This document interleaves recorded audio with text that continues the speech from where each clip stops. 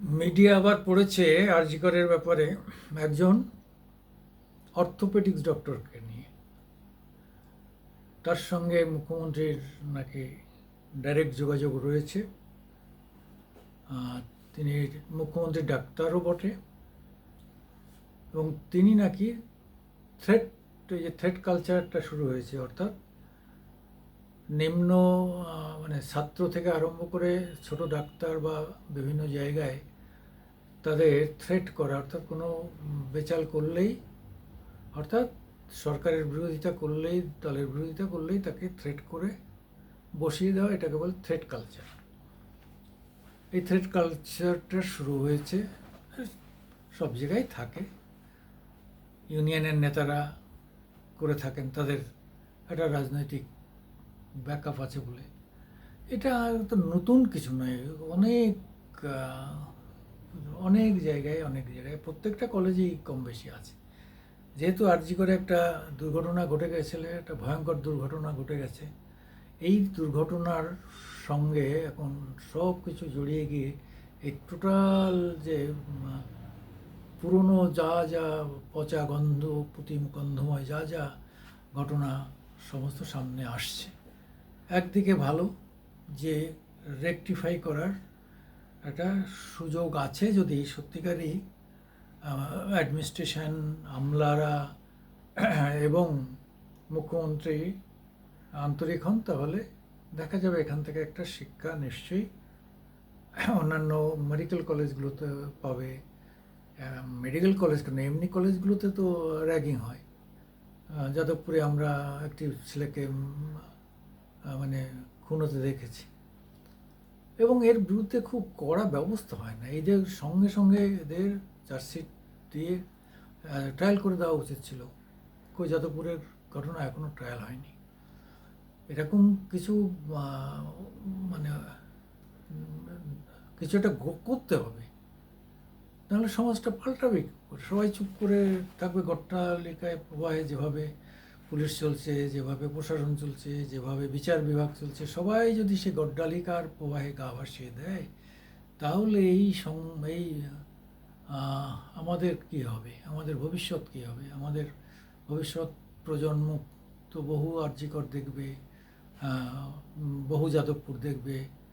সারা পৃথিবী জুড়ে আজকে আরজিকর নিয়ে হইচই হচ্ছে। আমাদের তো লজ্জায় মাথা কাটা যাওয়া উচিত।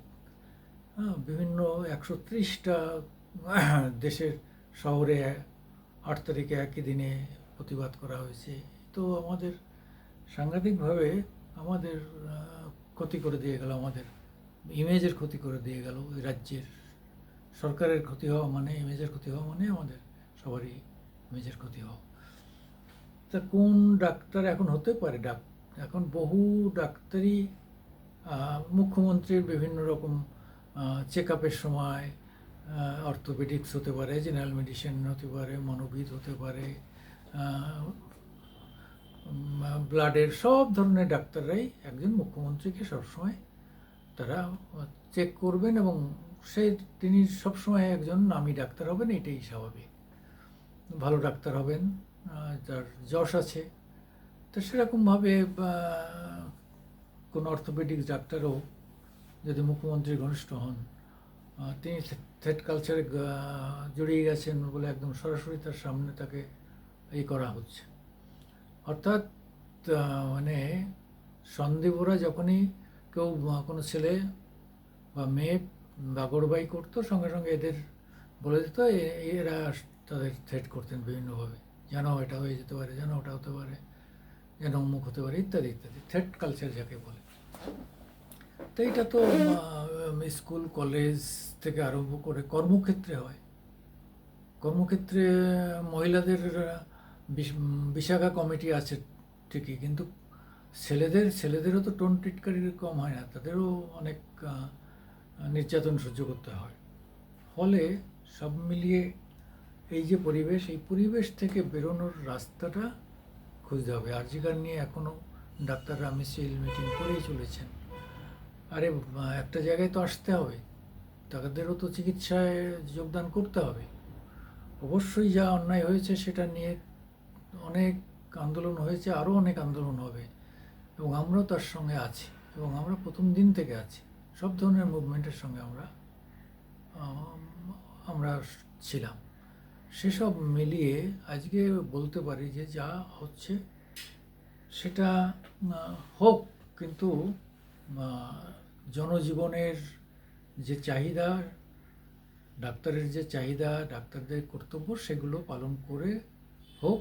আমরা সাধারণ মানুষ আপনাদের সঙ্গে আছি। আমি সুকুমার দেবনাথ, মামাটি মানুষ ইউটিউব থেকে আপনাদের সামনে এসেছি। আপনারা লাইক দেবেন, শেয়ার করবেন এবং আমাদের সাবস্ক্রাইব করবেন।